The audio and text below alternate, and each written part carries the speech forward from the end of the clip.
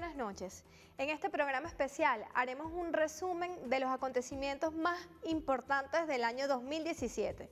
Quédense conmigo a lo largo de esta hora para hacer un repaso de los hechos más representativos de esta etapa convulsa, compleja, de dificultades y también de luchas que hemos vivido los venezolanos y venezolanas en estos 12 meses que sin duda ocupan un espacio importante en la historia de nuestro país.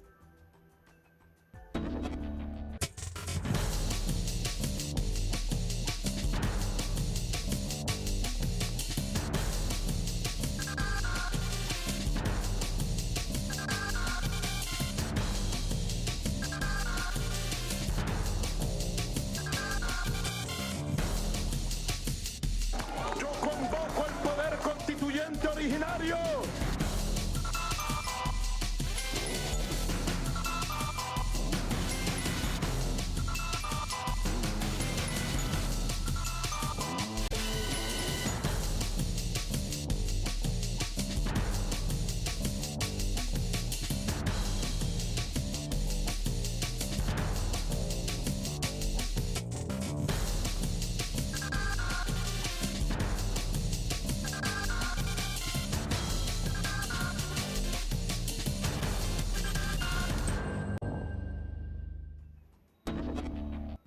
El inicio de este año comienza justamente con la continua violación de la Constitución de la República Bolivariana de Venezuela por parte de la Asamblea Nacional. Recordemos, en ese mes de enero en el que el presidente de la República realizaba una gira por distintos países en el mundo, este órgano legislativo declara que en el país hay un vacío de poder. 107 diputados de la oposición a favor y 2 abstenciones sellaron el acuerdo. Se califica el abandono del cargo a Nicolás Maduro Moro y lo más importante, se exige una salida electoral. Se basan en el artículo 233 de la Constitución para argumentar que el presidente ya no cumple con sus responsabilidades constitucionales, aunque físicamente esté en Miraflores. La mayoría ve esta decisión como una válvula de escape. Es una forma de componer, de resolver, de solucionar una crisis gravísima. Anteriormente, el Tribunal Supremo de Justicia aseguró que la Asamblea Nacional carece de facultad para destituir al presidente venezolano. La institución señaló que Maduro se encuentra en ejercicio de sus atribuciones constitucionales. La oposición está consciente de que el gobierno no acatará la decisión, pero dice que el foco debe ser obligarlos a cumplirla con un movimiento de calle que no finalice hasta que se elija nuevo presidente. La lucha popular de calle con la Constitución en la mano, dejando la violencia en las manos del gobierno y nosotros asumiendo el rescate de este país. Esta acción de la Asamblea Nacional evidentemente no fue vinculante por ser violatoria de todo principio constitucional. Sin embargo, durante estos primeros meses del año, esta disputa que evidencia la dualidad de poderes seguirá presente, ya que en ningún momento el Poder Legislativo fue inhabilitado, incluso después de comenzar a funcionar la actual Asamblea Nacional Constituyente. Lo que sí es cierto es que desde su inicio la Asamblea Nacional se encuentra en desacato. Pero veamos una cronología breve que nos explica por qué esta Asamblea Nacional desde el principio actuó bajo desacato.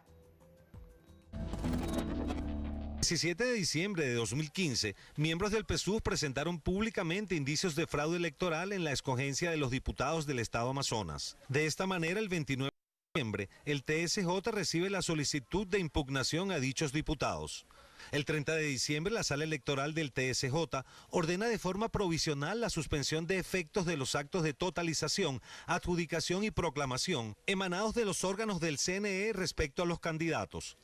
El 6 de enero de 2016, en su primera jornada de sesiones ordinarias, la Asamblea Nacional toma en juramento a los diputados impugnados.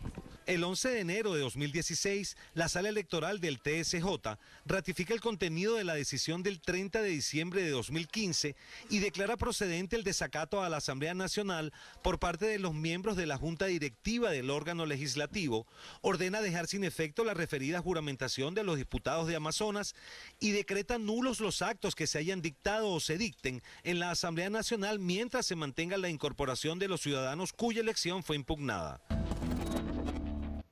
Seguidamente, el 23 de enero se desarrolla una marcha de la oposición que tuvo escasa participación y al mismo tiempo una marcha del chavismo.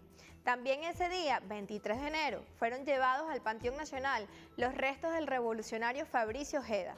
Hay que resaltar que a lo largo de este año se llevaron al Panteón Nacional también los restos simbólicos de la negra Matea, la negra Hipólita y la indígena de nuestras luchas preindependentistas Apacuana.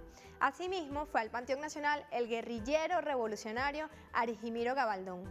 Seguidamente les tenemos otro video que recoge sin dudas el inicio de una etapa lamentable que vivimos todos los venezolanos, a la cual no queremos regresar jamás. Ella estuvo repleta desde principio a fin y también algunas avenidas aledañas estuvieron con la presencia de los manifestantes del chavismo que salieron a la calle justamente luego de este llamado que hiciera el presidente Nicolás Maduro, quien el martes en la noche advertía que Estados Unidos había dado luz verde a la oposición venezolana para dar un golpe de Estado contra la revolución bolivariana y en general contra su gobierno. Hoy todos estamos conscientes, con la misma dirección, de que si nosotros no rescatamos la Constitución y no salvamos nuestra democracia, no hay espacio para que nadie pueda vivir con libertad y pueda tener progreso y pueda tener en este país paz. Así que reitero la convocatoria, Plan Zamora, mañana a la misma hora.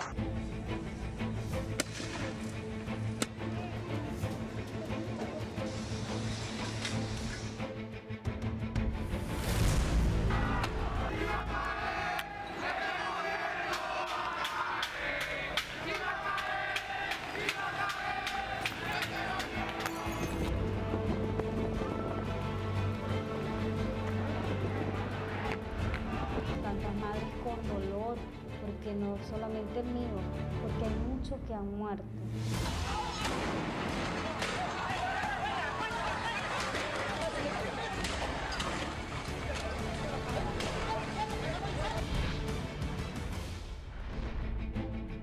Lo único que nosotros queremos es justicia hacia mi hermano.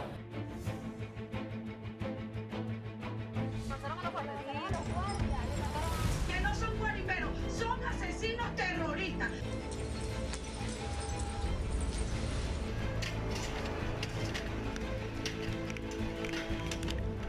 Aquí no somos terroristas, los terroristas están del otro lado. Los que asesinaron al niño, esos son los terroristas, porque ya no se les puede llamar guariberos. De verdad me hace mucha falta mi hijo, de verdad.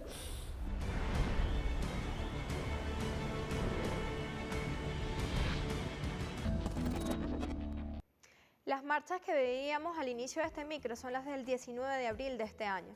Y es que en este mes, Venezuela revivió otro episodio de fascismo en su fase más recrudecida y sin precedentes. La intolerancia, la negación de la existencia del chavismo como fuerza política, privó en un sector de la población influenciado por los medios de comunicación y por la dirigencia opositora. Entre las personas asesinadas está Brian Principal, un joven, casi un niño de 14 años de edad que habitaba en la Gran Misión Vivienda Venezuela en el estado Lara, la Gran Misión Alí I. Él se encontraba en las inmediaciones de una manifestación opositora y sin participar en la misma, fue alcanzado por una bala que le sesgó la vida. Las investigaciones y la planimetría arrojaron que el disparo provino desde la urbanización privada Yucatán, lugar donde se encontraban atrincherados los manifestantes.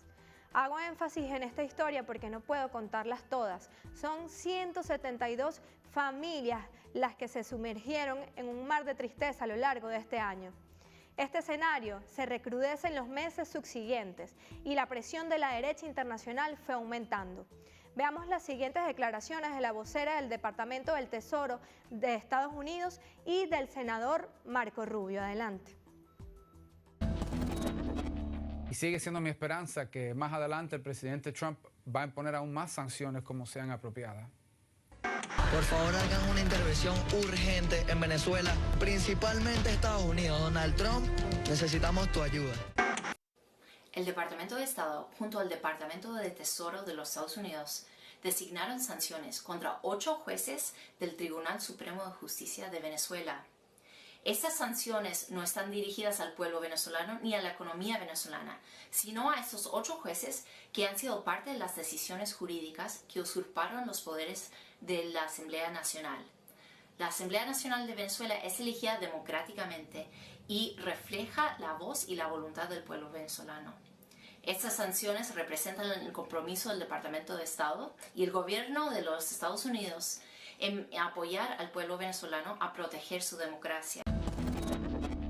A lo largo de este año se dieron un conjunto de sanciones en contra de nuestro país y directas a funcionarios del Estado. Entre ellas, Iris Varela, quien respondió de forma muy irreverente, no sé si lo recuerdan, también Adán Chávez, y la lista también la engrosa Francisco Ameliach, Erika Farías, Germán Escarrá, Darío Vivas, Carmen Teresa Meléndez, el coronel de la Guardia Nacional Bolivariana Vladimir Lugo, la directora del Consejo Nacional Electoral, la primera presidenta Tibisay Lucena y una de sus rectoras, Tania de Amelio, el mismísimo presidente de la República, Nicolás Maduro Moros, también Rocco Albicini Serrano, presidente del CENCOEX, Alejandro Fleming, Franklin García, Elías Agua, Carlos Pérez, director nacional de la Policía Nacional Bolivariana, Néstor Reverol, Tarek William Saez, Jesús Suárez Chourio, comandante general del Ejército, Simón Serpa, entre otros. Más allá de estas sanciones, que les impide a estos personajes visitar los Estados Unidos y congela sus supuestas cuentas y bienes en ese país, por cierto, en lista de bienes y cuentas que no fueron mostrados, y muchos de estos funcionarios declararon públicamente no importarles que se les prohíba visitar este país norteamericano. A pesar de esto, también en este año se dieron otras sanciones que formalizan el bloqueo financiero que desde hace algunos años se lleva dando contra nuestro país. Además, se hicieron sanciones directas a nuestra industria petrolera, que indudablemente representan una de las razones por las que se ha recrudecido la crisis económica. Nosotros vamos al primer corte de este resumen. Les pido que no se despeguen porque al regreso continuaré tratando otros temas importantes de este año, en especial el tema económico y el tema electoral. Ya regreso.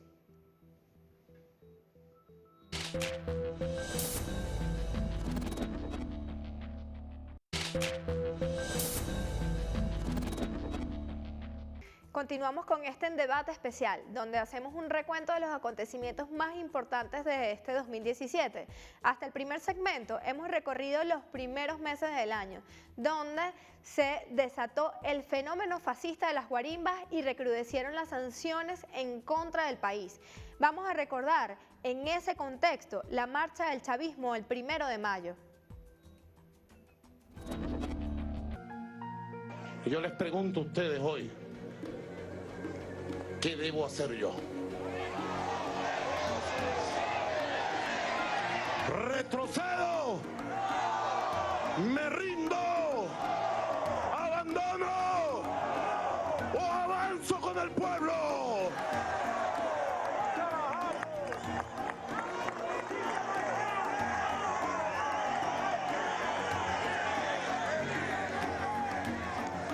Convoco al poder constituyente originario para que la clase obrera y el pueblo en un proceso popular constituyente convoque una Asamblea Nacional Constituyente. Asamblea Nacional Constituyente. Con el pueblo, con la clase obrera. Yo convoco al poder constituyente originario para lograr la paz que necesita la República, para derrotar el golpe fascista y para que sea el pueblo con su soberanía quien imponga la paz, la armonía, el diálogo nacional verdadero.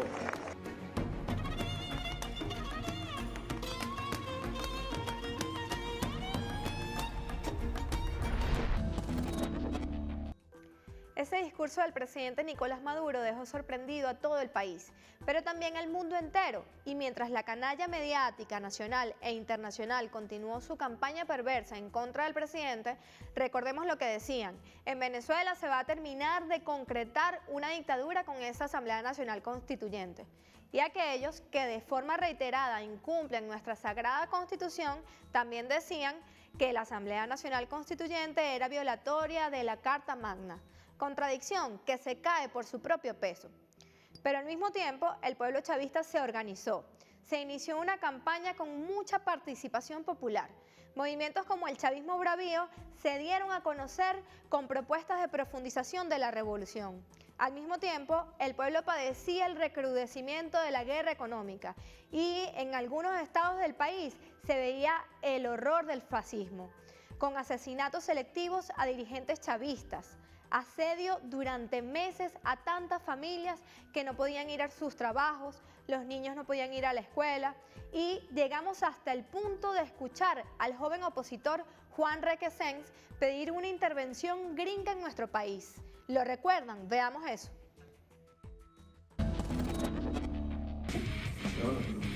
¿Cuál es el plan B? ¿Cuál es el plan B? Y me dicen, bueno, que nos invadan. Son atrevidos.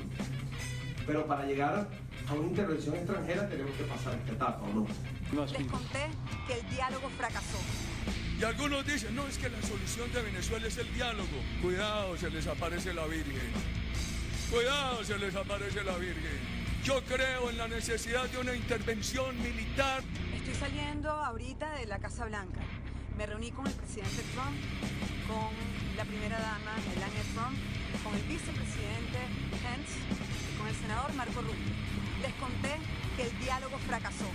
And the message we send here today, first of all, to those who are in the street fighting for democracy and for following the law and elections in Venezuela, is that we stand with you and we'll never let your cause fall, and we'll never accept these ridiculous moves that Maduro is now doing to rewrite the Constitution yet again through a flawed and fraudulent process. Bueno, que nos invadan. Finalmente, la constituyente fue electa con la promesa de avanzar en dos temas fundamentales: construir la paz y superar la crisis económica. Recordemos ese histórico día de la elección del 30 de julio de 2017.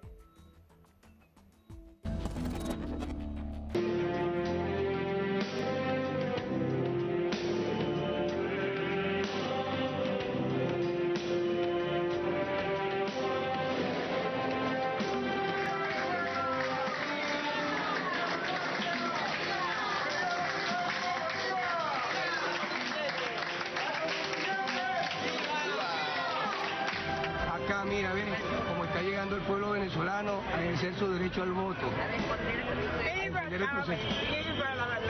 lo que estamos luchando, lo vamos a lograr.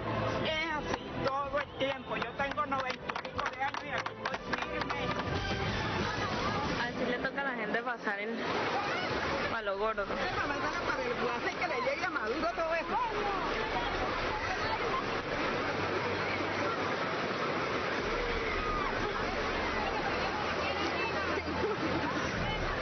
Y nos falta pasar otro río. ¿Sí? ¿Otro río allá? Sí. Cuando yo vi a esas mujeres con sus hijos cruzando el río Torbes, en medio de la lluvia, vi al pueblo de Moisés, al pueblo de los profetas cruzando los tiempos de la historia. Vi al pueblo de los profetas cruzando el tiempo. Y no iban a buscar un harina pan. No, arriesgaban su vida para ir a votar por la Asamblea Nacional Constituyente, carajo. Con dignidad, con moral, con conciencia. Ese es el pueblo de los libertadores. Esa es la Venezuela heroica. Veníamos despreocupados y nos encontramos con el río de lado a lado y nos dio el agua a la cintura. Yo me caí 2 veces y me arrastró 10 metros. Si no hubiera sido por el compañero aquí presente, me hubiera ahogado en el río. Después de la aprobación del proceso constituyente del 30 de julio del 2017, el país inició una etapa de pacificación y la Comisión por la Verdad de la Asamblea Nacional Constituyente documentó 172 víctimas fatales generadas por la violencia fascista, quienes en su mayoría tienen en común que son gente pobre y que no participaban en manifestaciones en contra del gobierno bolivariano. En la mayoría de los casos, sus familiares aún están a la espera de justicia. Prohibido olvidar. Hay que resaltar que solo el día de la elección constituyente hubo 30 pérdidas fatales, ya que evidentemente se profundizó la violencia y el terror para evitar la participación electoral. Decimos que fue un día histórico porque la participación popular venció el miedo.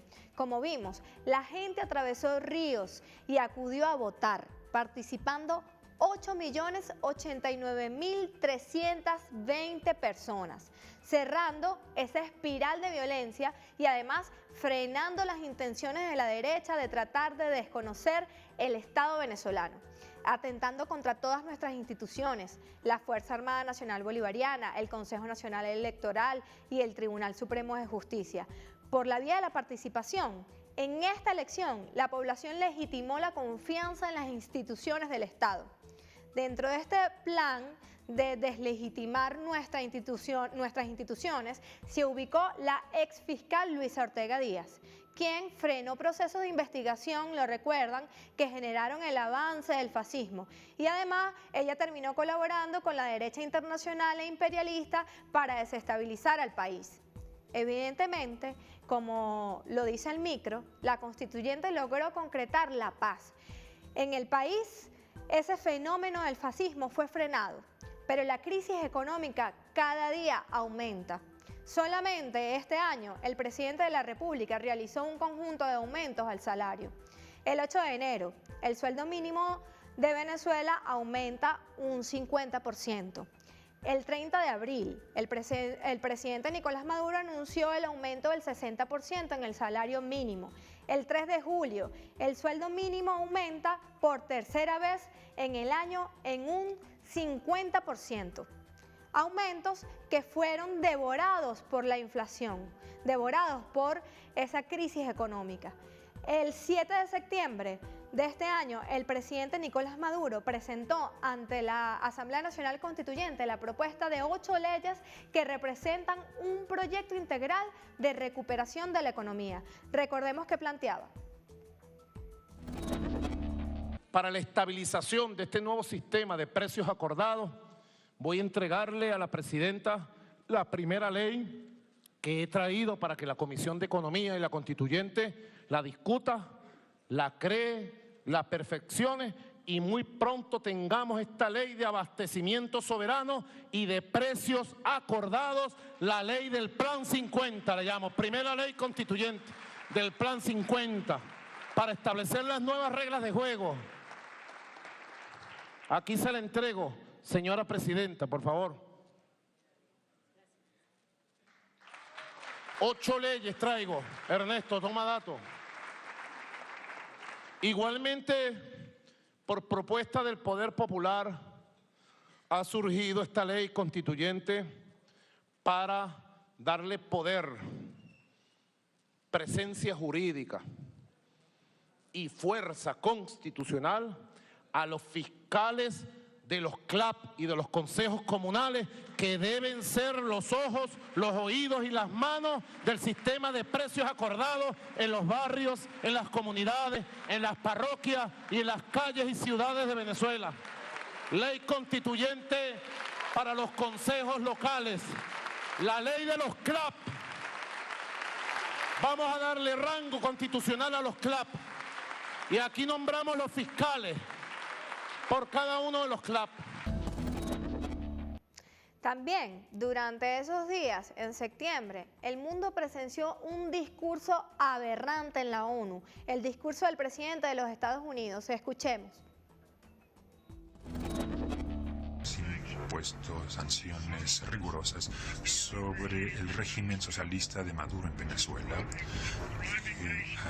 llevó una nación que antes prosperaba al borde del colapso. La dictadura socialista de Nicolás Maduro ha causado gran sufrimiento y dolor al buen y noble pueblo de ese país. No podemos seguir circunstantes y observadores. Como amigo y vecino responsables, nosotros y todos los demás tenemos el objetivo de ayudarles a recuperar su libertad, recuperar su país y restablecer su democracia. Quisiera dar las gracias a los dirigentes aquí presentes por haber condenado al régimen y por haber ofrecido importante apoyo al pueblo venezolano.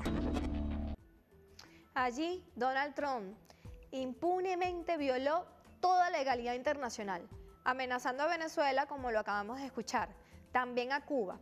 Pero lo más insólito fue cuando amenazó de exterminar a la población de la República Popular de Corea, allí en el Concierto de las Naciones, en un lugar para concertar la paz y la estabilidad del planeta. Nos pareció escuchar una reedición de la Guerra Fría nuevamente. Posteriormente, el 15 de octubre del 2017, en Venezuela, se realizaron las elecciones de gobernadores y gobernadoras, con una participación récord del 61% de los votantes, obteniendo el chavismo una victoria contundente en 18 de 23 gobernaciones.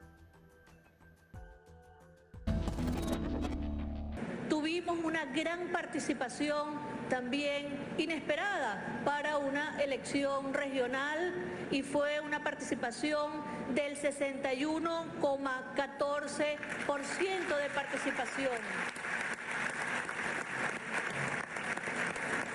Y se ratifican una vez más este talante democrático que tiene el pueblo todo de Venezuela.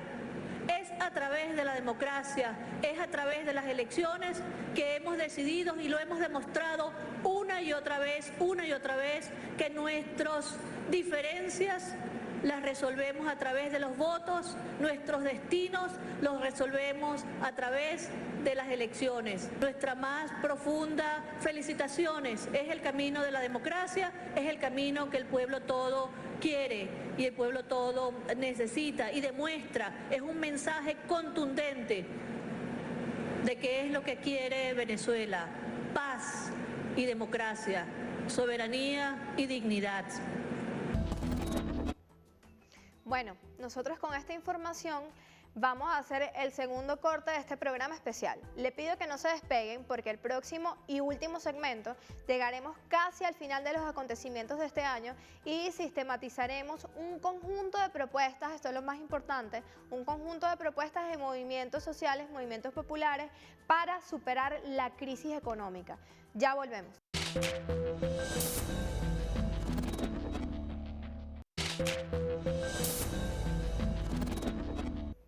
Sí, continuamos ya en la recta final de este En Debate especial, donde hemos estado haciendo un recuento de los sucesos más importantes de este año 2017 en el país. Hemos llegado, antes del último corte, hasta las elecciones regionales y quiero que vean el editorial que en ese momento, después del 15 de octubre, cuando dan los resultados electorales, desde este programa En Debate hicimos. Adelante.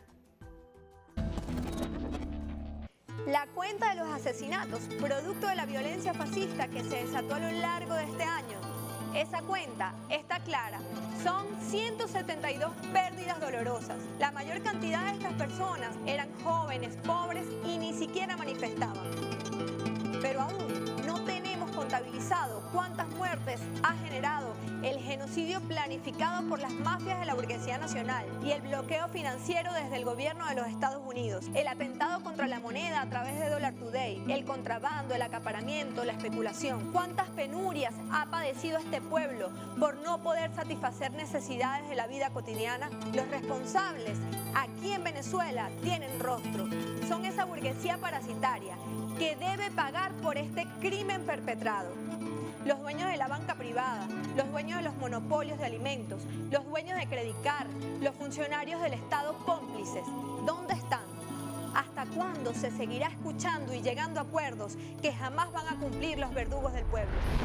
Lo que sí es importante escuchar son las distintas propuestas de economistas y del pueblo organizado. Cárcel y confiscación de bienes a los acaparadores y especuladores.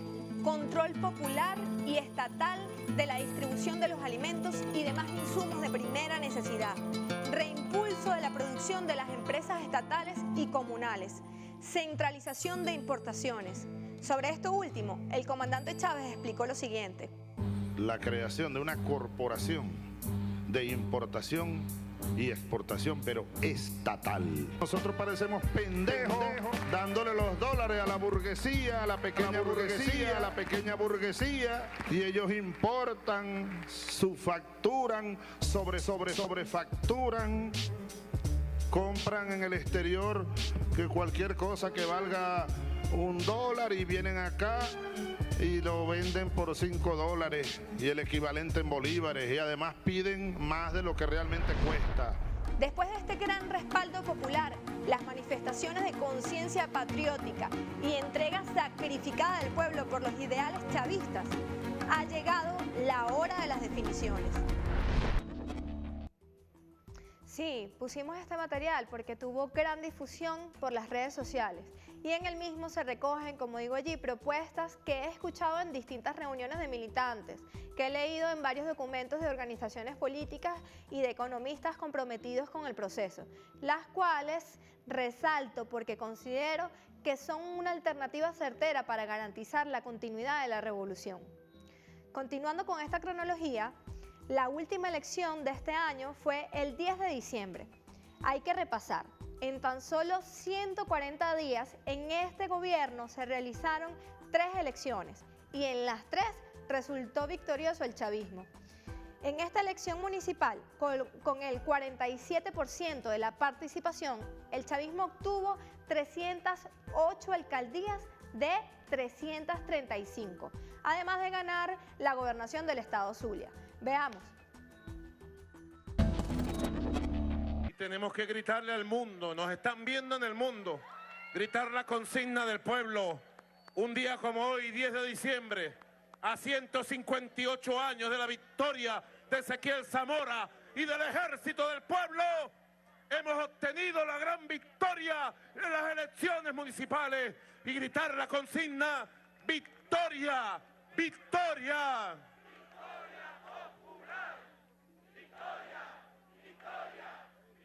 19 años de victoria en victoria, abriendo camino, abriéndole camino a la patria, construyendo una sociedad de iguales, una sociedad de hombres y mujeres libres, una sociedad y un pueblo que no se somete a ningún imperio del mundo. Hoy es la victoria del pueblo venezolano frente al imperialismo de Donald Trump. Donald Trump, go home, fuera de Venezuela. Fuera de Venezuela este imperialismo. A lo largo de este año, donde la continuidad del proceso parecía pender de un hilo con la agudización de la violencia, el cerco internacional, el recrudecimiento de la crisis económica, el gobierno ha obtenido victorias contundentes en el campo electoral. La confianza y la esperanza en la solución de los problemas sigue estando en el proyecto bolivariano y chavista. Eso impone un conjunto de retos para la dirigencia del gobierno, desde los gobernantes a nivel local, regional y nacional. Cada uno y cada una debe estar a la altura de la responsabilidad que les ha dado el pueblo, que les ha dado el comandante Chávez y que les ha dado el momento histórico. Hay que reconocer también el esfuerzo que se ha hecho desde el gobierno por preservar la estabilidad, la paz en el país y sobre todo hay que reconocer el esfuerzo, el sacrificio gigante que ha hecho el pueblo venezolano, persistente, paciente y leal al proyecto chavista. Esos héroes y esas heroínas anónimas que trabajan día a día en cada barrio, en cada campo, para impulsar la producción, la organización, la distribución de los alimentos a través de los CLAP, entre otras labores. Por esa línea, quiero que veamos un último editorial que hicimos también desde este espacio en debate, el último editorial del año 2017, que da cuenta de un conjunto de propuestas y también sistematiza, digamos, la profundidad de la crisis económica que está padeciendo el pueblo. Adelante. Iniciando diciembre de 2017, vimos esta imagen rodar por las redes sociales. 1 de diciembre de 2014, el dólar criminal se ubicó en 159 bolívares. 1 de diciembre de 2015 estuvo en 982 bolívares. Subió a 4.609 bolívares el 1 de diciembre de 2016 y el 1 de diciembre de 2017 llegó el dólar criminal a 103.024 bolívares. Un absurdo que evidencia el atentado contra nuestra economía, que se traduce en enfermedades, dificultades, tristezas y angustias para el pueblo. La gente se pregunta, ¿y nadie hace nada? ¿Quién va a parar esto? Si el 95% de los dólares que entran al país provienen del ingreso de la renta petrolera, ¿qué dólares alimentan el mercado paralelo? También nos preguntamos, ¿dónde están los productos de primera necesidad que importan empresarios con las divisas protegidas?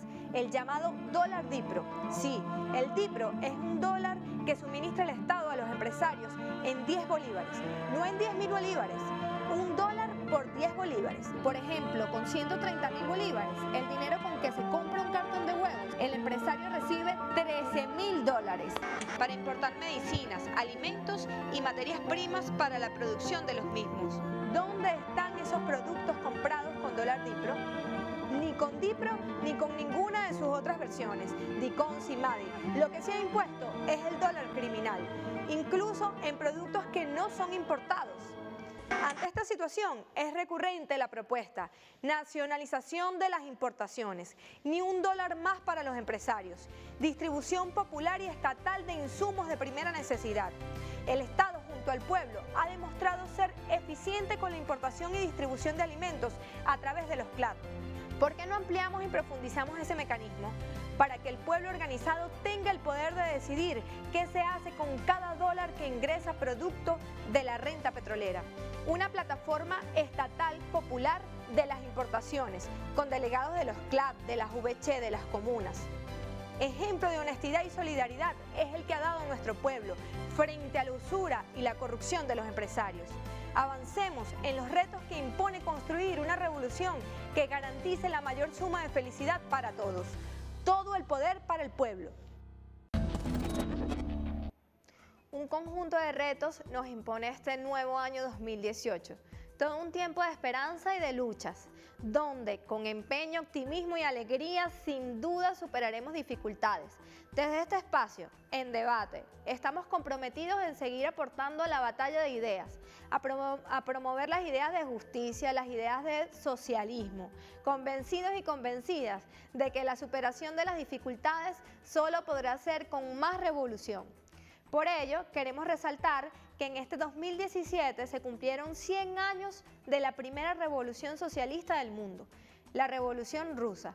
Ese proceso que fue un desencadenante en la historia de la humanidad, porque se demostró que sí es posible construir un sistema superior al actual, superior al capitalismo que nos encamina a la extinción de la especie, por el deterioro del planeta, que tiene en la pobreza extrema a más de 700 millones de personas, que inspira el egoísmo como motor fundamental de la sociedad. Pero creemos que algún día podemos construir una sociedad mejor, ser todos una familia y vivir teniendo la solidaridad como principal motor. Vivir en un sistema, como les decía, superior, el cual no es otro sino el socialista. Por ello, esas ideas que llevaron a triunfar a la Revolución Rusa, hoy, 100 años después, están más vigentes que nunca. Nosotros, bueno, hemos llegado al final de este programa. Muy buenas noches a los usuarios y usuarias y les deseamos, yo y todo el equipo técnico, el director, los productores, el productor general Ariel Nieto, los dos Oscar Surimas, todos les deseamos un feliz año 2018. Abrazos y bueno, continúen con la programación de Vive Televisión. Muchas gracias.